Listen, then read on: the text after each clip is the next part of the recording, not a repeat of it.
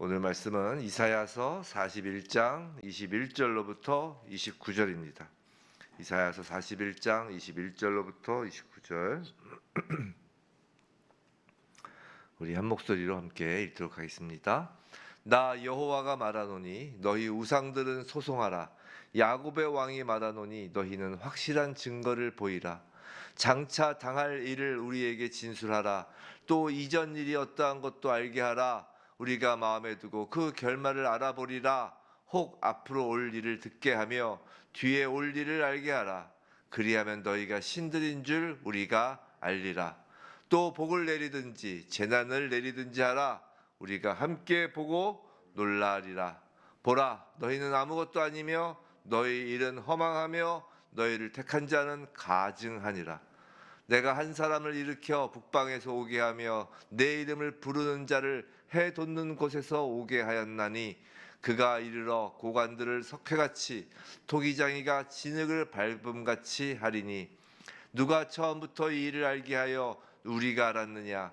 누가 이전부터 알게 하여 우리가 옳다고 말하게 하였느냐? 알게 하는 자도 없고 들려주는 자도 없고 너희 말을 듣는 자도 없도다. 내가 비로소 시온에게 너희는 이제 그들을 보라 하였노라. 내가 기쁜 소식을 전할 자를 예루살렘에 주리라. 내가 본즉 한 사람도 없으며 내가 물어도 그들 가운데 한 말도 대답할 좋은 자가 없도다. 보라, 그들은 다 헛되며 그들의 행사는 허무하며 그들이 부어 만든 우상들은 바람이요 공허한 것뿐이니라. 아멘.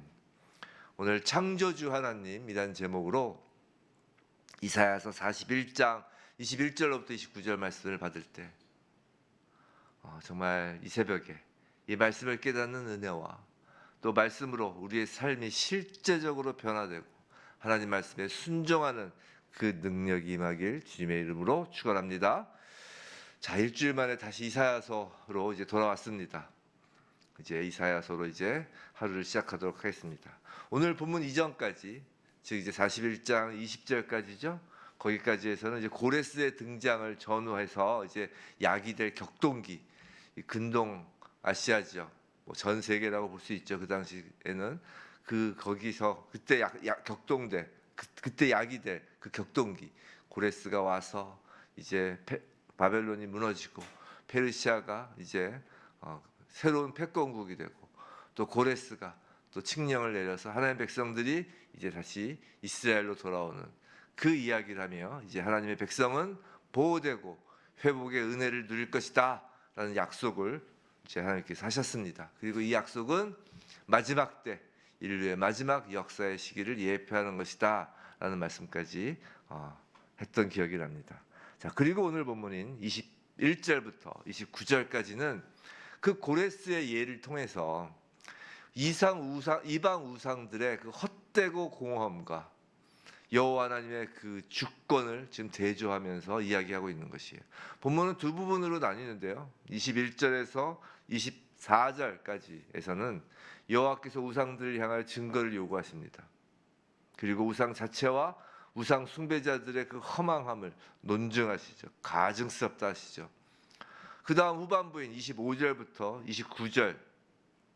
29절까지에서는 이 전반부 24절까지에서 말하는 그 우상의 무능력함과 그 무능력함에 대한 구체적인 증거를 제시합니다. 이제 그것이 고레스 왕이라는 것이에요. 즉 여호와께서는 장차 페르시아 왕의 고레스 왕을 일으켜서 열국을 쳐부수게 하실 것인데 이 일을 하는 자가 누구냐라고 지금 도전적으로 말씀하시고 오직 여호와 하나님 한 분만이 그것을 알고 계시다라는 사실을 강조함으로써 우상과 우상 숭배자들의 그 허망함을 논증하는 것입니다. 성경에서 하나님께서 우리에게 강조하시는 것 중 제일을 꼽는다면 그건 누가 뭐라 해도 우상 숭배를 하지 말라는 것일 거예요.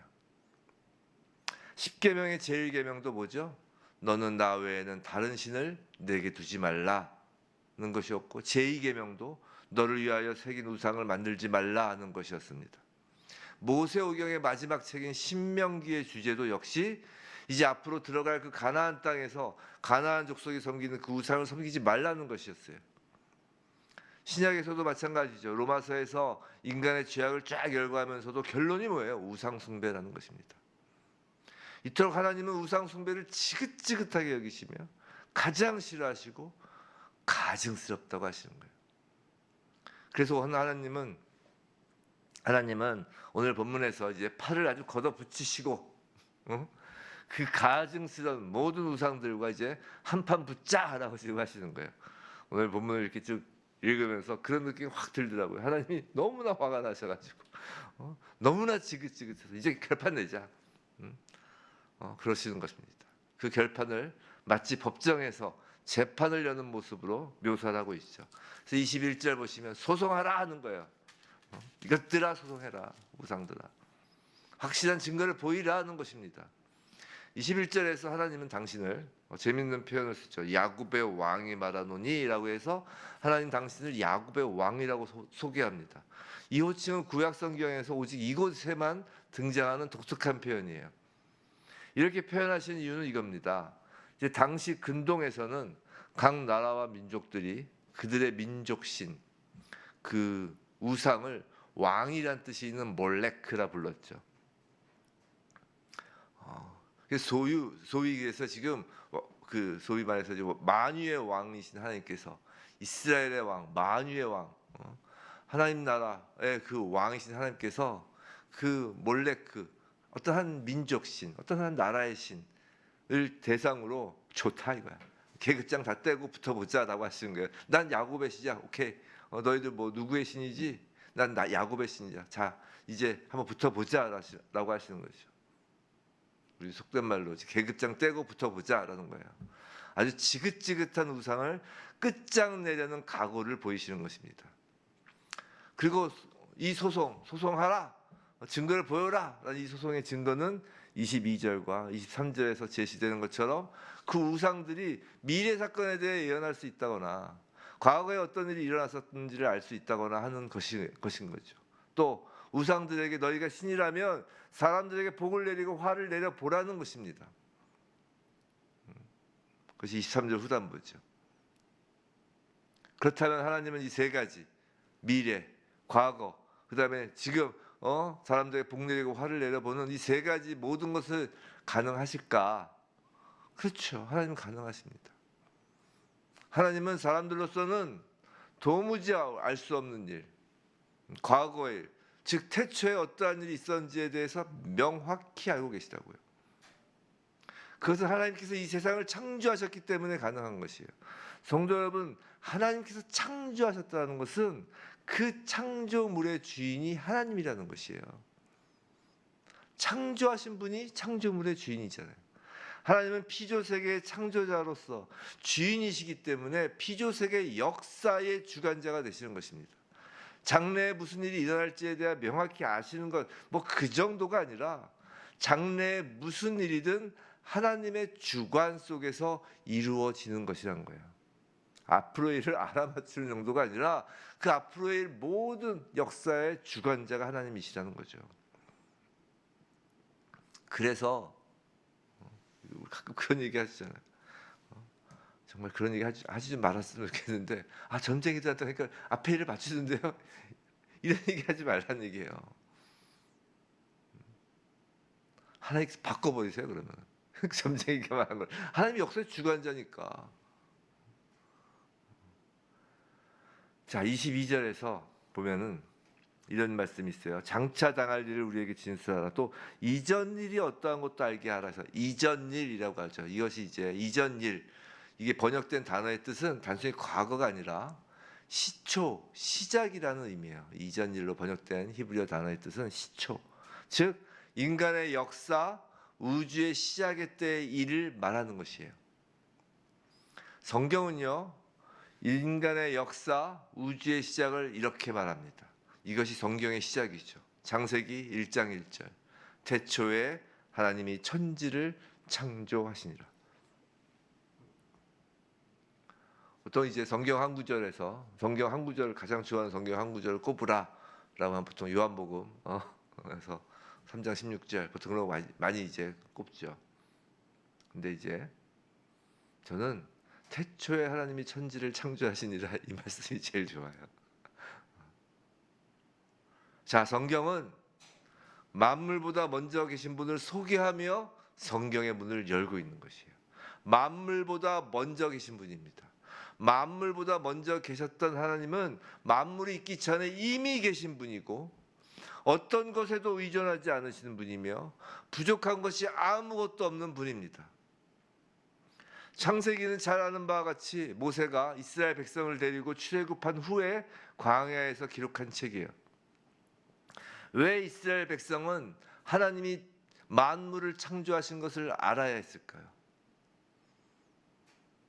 마찬가지로 우리는 예수를 믿어 애국과도 같은 죄로부터 구속을 받고 현재 이 땅에서 살고 있는 하나님 백성입니다. 광야라는 이 땅의 인생을 걸어가고 있는 하나님의 백성이에요. 마찬가지죠. 왜 우리가 하나님이 만물을 창조하신 것을 알아야 할까요?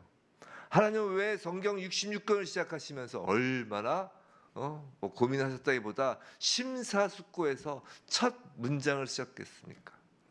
저도 이제 설교문을 쓰거나 뭐 이제 글을 쓸 때 제일 어려운 게 첫 스타트 아니에요? 첫 시작 한 줄. 그 첫 스타트 한 줄에 앞으로의 전개될 모든 이야기를 담는 거라고요. 왜 우리에게 하나님께서 만물을 창조하신 것을 알려야 했을까?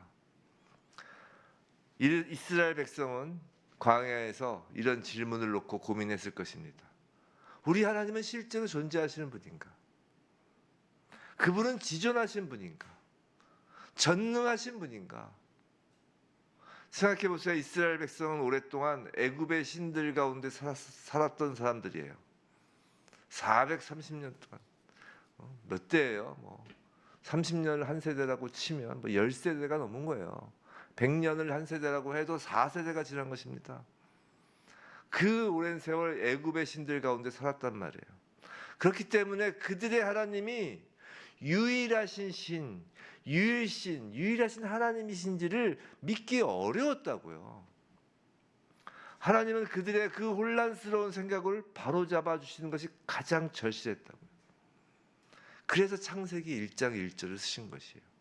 애굽의 신들도, 앞으로 너희들이 가게 될 그 땅의 가나안의 신들도, 블레셋의 신들도 아닌 오직 이스라엘의 하나님이 만물의 창조자이시다라는 사실을 말해 주어야 하셨던 것이에요. 그건 우리에게도 동일합니다. 여러분, 우리들의 그 DNA 속에 얼마나 많은 우상들이 자리 잡고 있는지 아세요? 반만 년의 역사예요. 반만 년. 430년이 아니라 반만 년의 역사 속에서, 우리의 삶 속에서, 우리의 무의식 속에 그 얼마나 그 애굽의 신들과 같은 우상들에 휩싸였는지 아십니까? 우리도 동일합니다. 그래서 창세기 1장 1절 하나님께서 태초에 천지를 창조하시느라 이 말씀을 주신 거예요. 성도 여러분이 다신론의 문화 속에서 다신론을 끝내는 것이 중요한 거예요. 우리가 과거로부터 단절된다는 거에서 가장 중요한 것은 우리 속에 뼛속같이 깊어있는 그 다신론을 끝내는 것입니다. 거듭남의 가장 중요한 부분이 그거예요. 거듭났다고 하니까 갑자기 거짓말하던 사람이 갑자기 거짓말 안 하는 사람으로 태어나고, 갑자기 착한 사람으로 태어나고, 이게 아니라고요. 창조하신 오직 하나님만이 유일신이라는 것이, 그것이 우리의 신앙 고백이 되는 것이 거듭남이라고요. 성경은 이 현실이란 속에서, 현실이란 이 시간 속에서 하나님의 유일성을 보여주는 인간의 역사인 것입니다. 성경은 역사예요. 성도 여러분, 여러분을 창조하신 하나님께서 여러분의 인생 현실 속에서 지속적으로 하나님의 유일성을 보여주는 것이 성도의 인생인 것이에요. 그래서 전 인류를 향한 그 역사, 우리 전 인생을 향한 역사를 한 줄로 요약한다면 태초에 하나님께서 천지를 창조하시니라 라는 것입니다. 그럼 우리가 하나님이 만물을 창조하신 것을 알게 되면 우리는 어떻게 될까요? 그때서야 하나님께 순종할 수 있게 되는 것이에요. 사실 우리는 순종이라는 말만 들어도 부담스럽죠. 뭔가 큰 희생이 따르는 것 같고, 또 그래서 때때로 마음이 흔들리기도 합니다. 하나님 정말 계시는가? 하나님 나를 사랑하시는가? 아니 사랑하신다면 이런 것까지 순종하라 하시나? 또 정말 하나님은 정말 나의 이런 큰 희생, 이런 순종을 받으시기 합당한 분이신가 등 여러 가지 질문들 때문에 하나님에 대한 믿음이 흔들릴 때가 있단 말이에요. 그럴 때 하나님은 우리에게 창세기 1장 1절을 이야기해 주시는 거예요. 태초에 하나님이 천지를 창조하시니라 라고 말해요. 존재하는 것이 아무것도 없을 때 하나님은 계셨습니다. 이 사실에 하나님을 향한 경외심이 하나님에 대한 경외심을 자아내는 것이에요. 욥기의 끝이 그래서 그런 것이에요. 욥기의 끝이 하나님을 향한 경외잖아요. 욥이 그 고난 가운데, 그 질고 가운데, 그 질병 가운데, 그 모든 것을 다 잃어버렸을 때, 욥을 둘러싸고 있던 모든, 욥을 보호하고 있다고 여겨졌던 모든 울타리가 걷어졌을 때 하나님께서 욥에게 보여주신 것은 천지를 창조하시는 그 모습이잖아요. 그 모습에 욥이 하나님을 경외하는 것으로 욥기가 끝나는 것이라고요. 그리고 하나님을 경외하는 욥에게 세 친구들을 위하여 제사를 지내라고 하시는 거잖아요. 왕 같은 제사장이 되는 거예요. 하나님을 경외하는 자가. 근데 그 하나님을 향한 경외는 태초에 하나님이 천지를 창조하시니라 이 말씀에 달려 있는 것이에요.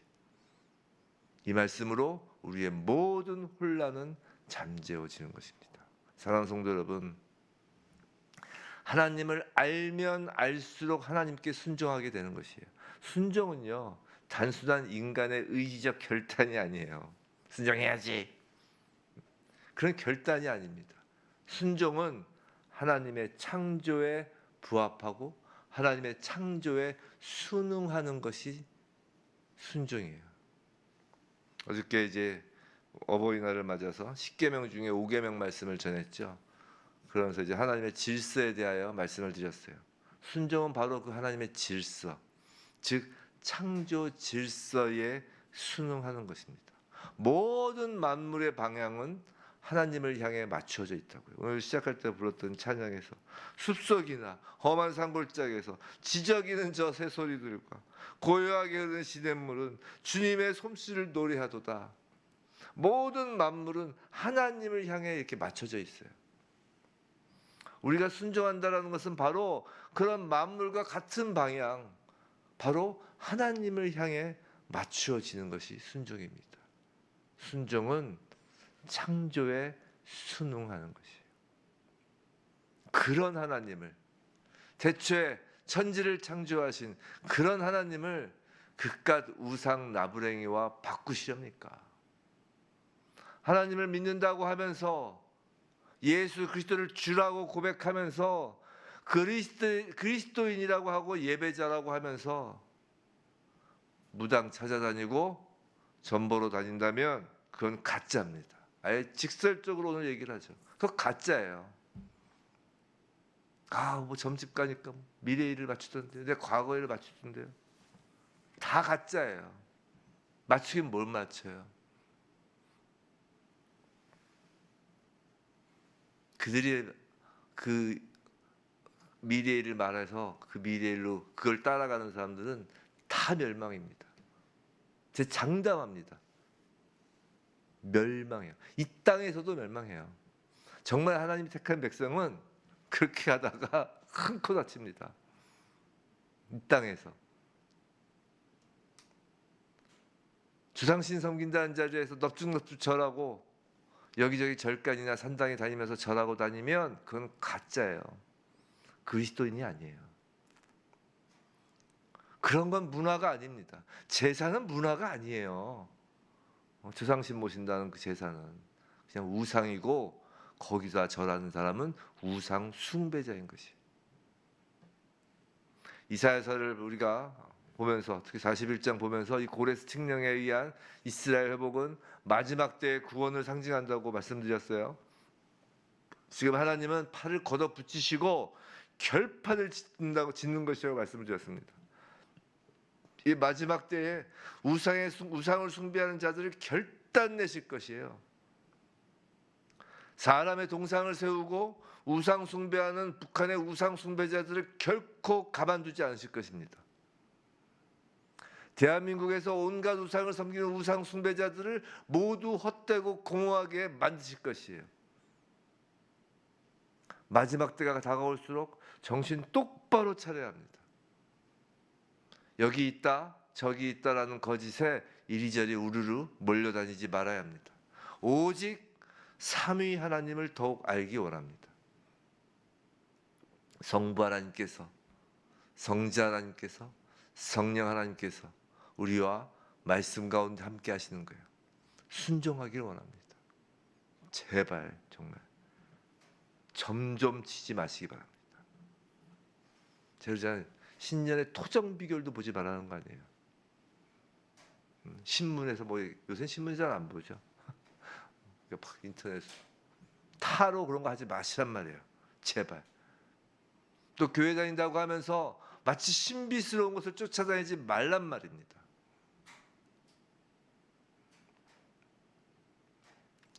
대언 받는다, 말씀 받는다.